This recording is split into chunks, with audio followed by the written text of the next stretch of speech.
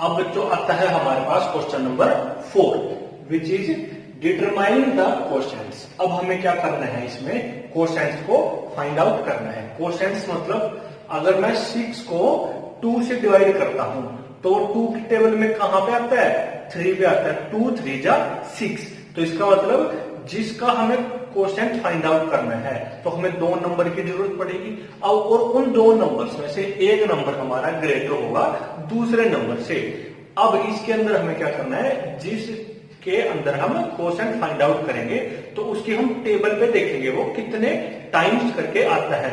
जैसे हमने 2 की टेबल पे 6 को देखा, 2 को अगर हम 3 टाइम्स ऐड करते हैं तो वो हमारे पास 6 आता है। तो जितने टाइम्स हम उसको मल्टीप्लाई करेंगे, जितने टाइम्स की बात करेंगे तो वो हमारे पास क्या बन जाएगा, कोशेंट बन जाएगा। अब यहां पे देखते हैं हम, तो 0 इज डिवाइडेड बाय 8। 0 को हमें डिवाइड करना है 8 से। तो जैसे ही हम इसको 0 को डिवाइड करते हैं 8 से, तो 8 को मैं कितने टाइम्स करूं कि मेरे पास 0 आ जाए। 0 को मैं अगर 8 को मैं अगर 1 टाइम्स भी करता हूं तो 1 आता है, 2 टाइम्स करता हूं 16 आता है। ऐसे ही अगर मैं चलता रहता हूं तो 0 तो कभी भी नहीं आता। इट मीन्स अगर 8 को मैं 0 टाइम्स करूं, 0 टाइम्स मतलब कभी भी इसको मैं एक भी टाइम नहीं करूं तो क्या आता है, तो जाके हमारा 0 आता है। इट मीन्स हमारे पास कोशेंट क्या हो जाएगा, यहां पे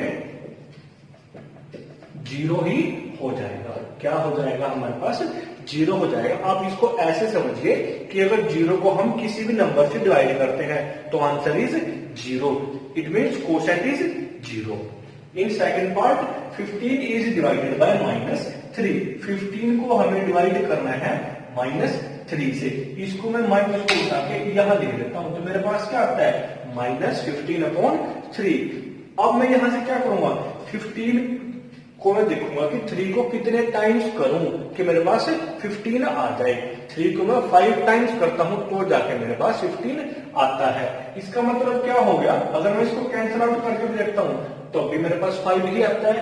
जो ये 5 आया यही हमारे पास क्या होता है, कोशेंट होता है। और बच्चों आप इसको ऐसे भी निकाल सकते हो, ऐसे डिवाइड करके जो आपने छोटी क्लास में किया है। तो ये कितने पे डिवाइड होता है, हमारे पास 5 पे। तो ये 5 हमारे पास क्या बन जाता है, इसका कोशेंट बन जाता है।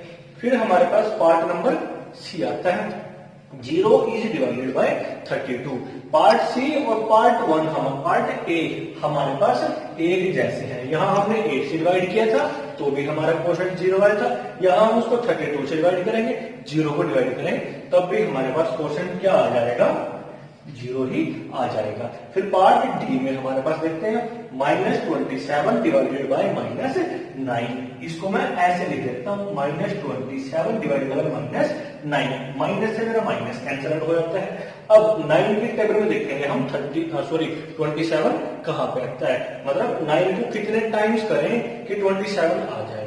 इसको हम कैसे करेंगे, ऐसे देख लेते हैं हम करके। तो 9 की टेबल में कितने पे आता है, ये 3 पे आता है।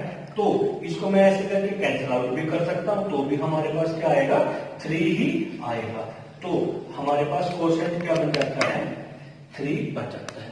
ऐसे फिर हम E, F, G, H, I, J इन सारे के सारे पार्ट्स को करेंगे।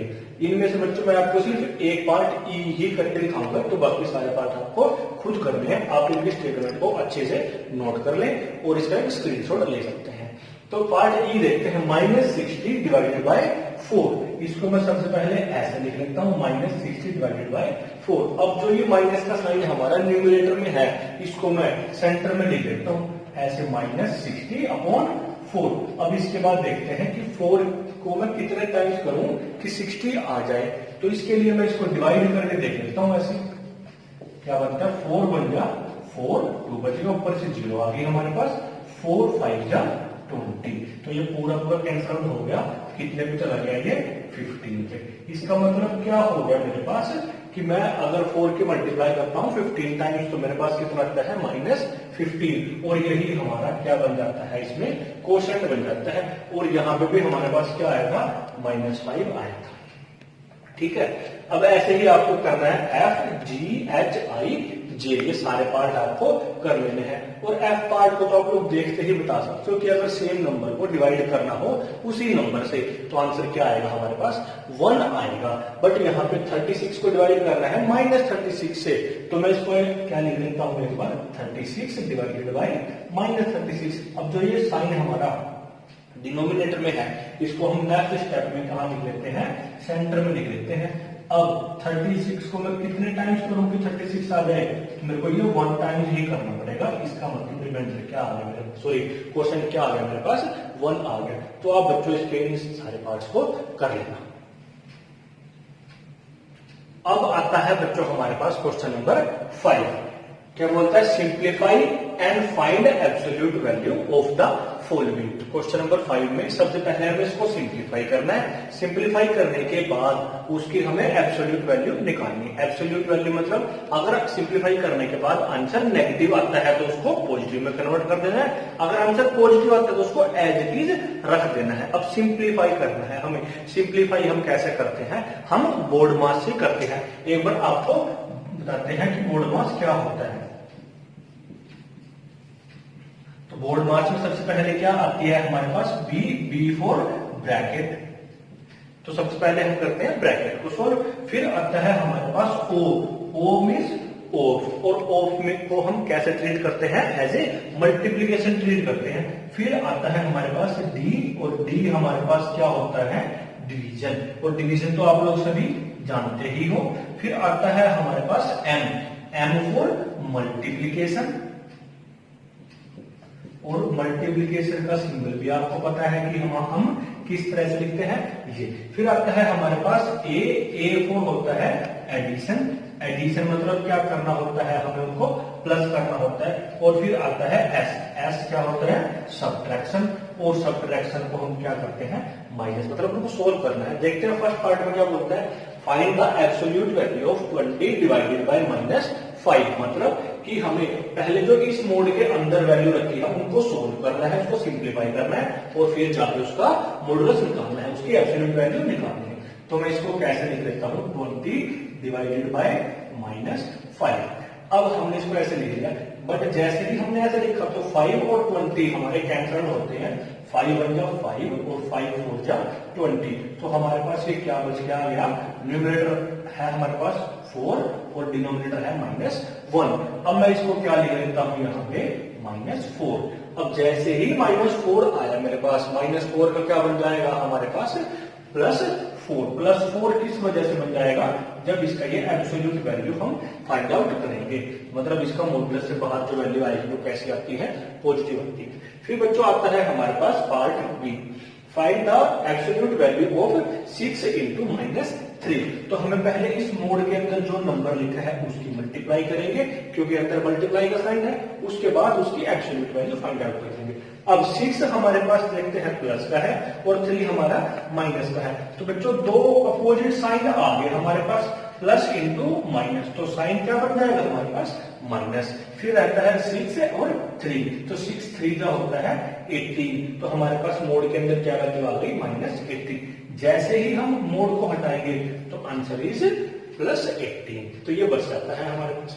फिर बच्चों सी पार्ट में हमारे पास आता है find the absolute value of -10 -15 divided by 5 minus of -2। अब देखो हमारे पास इसमें काफी सारे सिंबल आ गए, मैथमेटिकल ऑपरेशंस आ गए हमारे पास। अब इनको हम कैसे सोल्व करेंगे, इस बोर्ड मास की हेल्प से सोल्व करेंगे। बोर्ड मास की हेल्प से मतलब जैसे जैसे हमारे पास ब्रैकेट्स, सबसे पहले कौन आता है, बी, फिर ओ, फिर डी, फिर एम, फिर ए, फिर एस। हम इसके अकॉर्डिंग इसको ट्रीट करते हैं। देखते हैं बच्चों क्या है हमारे पास। सबसे पहले क्या आता है हमारे पास, ब्रैकेट आती है। ब्रैकेट ये है हमारे पास -10, इसके बाद कोई साइन नहीं है तो ये एज इट इज ऊपर हो जाती है। फिर आता है हमारे पास ये वाली ब्रैकेट, यहाँ पे है हमारे पास माइनस और यहाँ पे है माइनस, तो माइनस इंटू माइनस क्या होता है, प्लस। फिर हमारे पास ये डिवाइड ऐसे कैसे रखा रहता है। फिर एक हमारे पास यहाँ पे ये भी माइनस है और ये भी माइनस है, तो माइनस इंटू माइनस क्या हो जाता है, प्लस। अब देखो हमारे पास कोई भी ब्रैकेट इसके अंदर नहीं रखी है। अब ब्रैकेट नहीं है तो फिर इसके बाद हम क्या देखते हैं, ओ देखते हैं, ऑफ क्या इसके अंदर कहीं पे ऑफ है? नहीं है। अगर ऑफ नहीं है तो फिर क्या देखते हैं? D, D for division. Division का साइन क्या होता है हमारे पास? ये डिवाइड का सिंबल होता है। देखते हैं क्या हमारे पास है? यस वी हैव, ये रहा हमारे पास वो सिंबल। अब क्या करेंगे हम? इन दो को तो एज इट इज रख के रखेंगे और इसको सोल्व करेंगे, इसको सोल्व करेंगे, जो हमारे पास ये डिवाइड वाला था 15 डिवाइडेड बाय 5। इसको मैं क्या लिख लेता हूं? 15 डिवाइडेड बाय 5, इसको मैं ऐसे लिख लेता हूं। अब इसके बाद ये कैंसिल हो जाएगा, 5 बन गया और 5 3 जा। तो मेरे पास नई जो चीज आई वो क्या आई? +3 और यहाँ पे क्या बच गया? +1। अब जैसे ही सोल्व किया तो कितने टाइम्स आ गए? 3 टाइम्स आ गए, तो वो मैंने यहाँ पे रख दिया। अब इसके बाद डी हमारा खत्म हो गया। फिर देखते हैं एम। एम मतलब मल्टीप्लीकेशन, क्या कहीं पे है? नहीं है। एम के बाद कौन आता है? A for addition.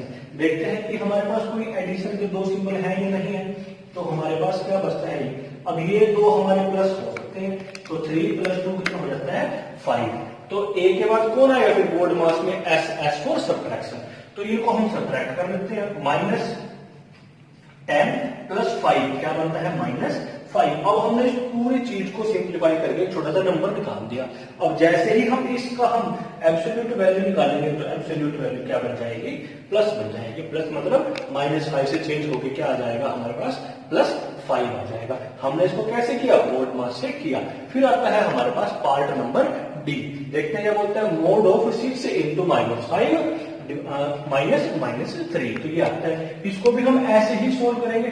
सबसे पहले किसको सोल्व करेंगे हम? ब्रैकेट को सोल्व करेंगे।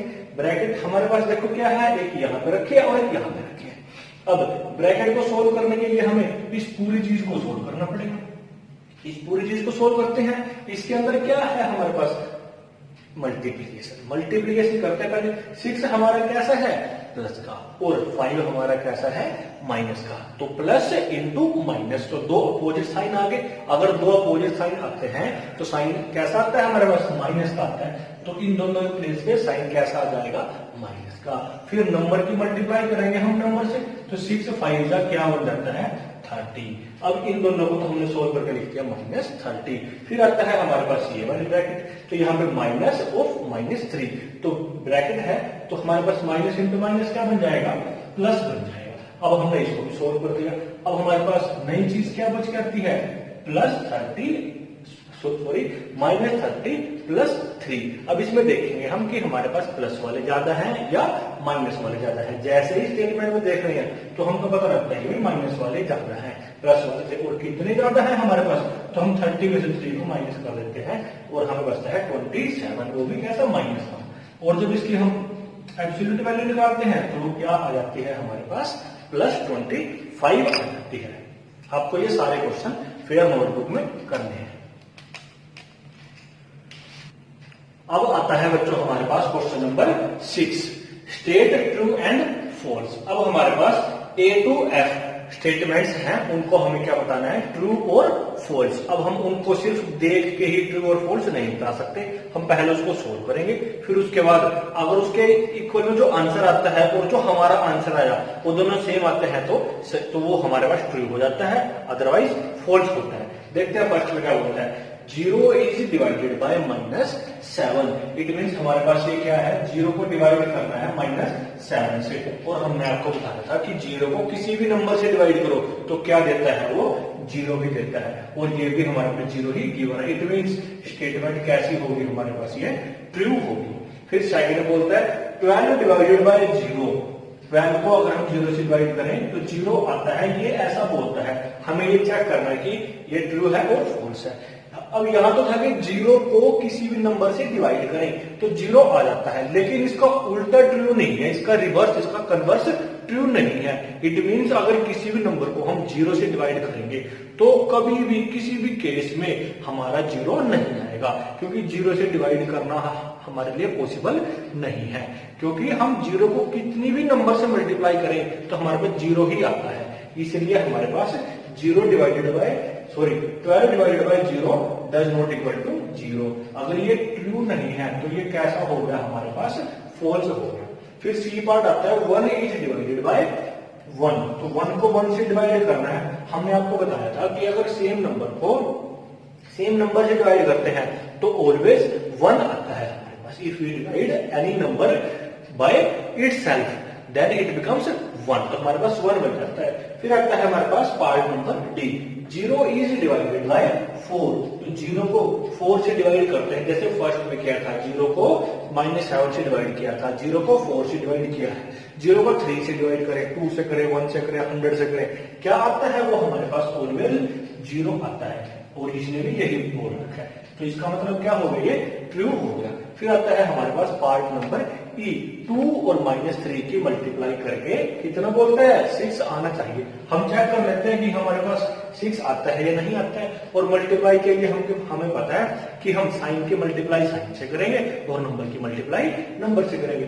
2 is positive and 3 is negative, तो plus into minus, sign is minus, minus मतलब नेगेटिव हमारे पास साइन आ जाता है। फिर नंबर की नंबर से करते हैं, 2 इंटू 3 क्या बनता है, 2 इंटू 3 6, तो हमारा क्या आता है -6, और इसने क्या दिया है 6, जो कि आपस में इक्वल नहीं है। अगर ये इक्वल नहीं है तो आंसर क्या हो जाता है हमारे पास, फॉल्स हो जाता है। फिर नेक्स्ट आता है -3 इंटू -1, यहाँ पे भी चेक करते हैं कि ये आता है या नहीं आता है। माइनस की मल्टीप्लाई माइनस से करेंगे तो हमारे पास क्या बन जाएगा, प्लस, और 3 की मल्टीप्लाई 1 से करेंगे तो क्या आएगा, +3 को हम 3 लिख सकते हैं, जो कि इसने बोल रखा है। तो ये कैसा हो जाता है हमारे पास, ट्रू हो जाता है।